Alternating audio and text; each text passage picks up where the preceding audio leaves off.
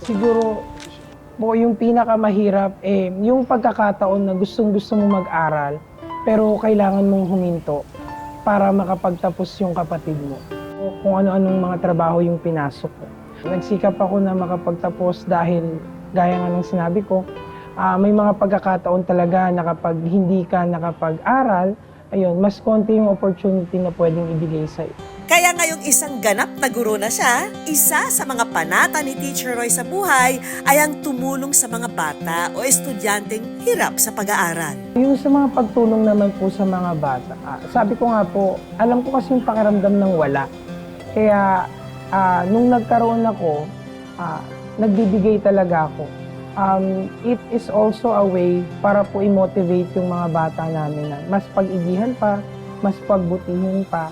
Yung pagiging biyaya sa iba, yun na yung mga malaking biyayang pwede mong ibigay sa kapwa mo, lalong-lalo sa mga estudyante.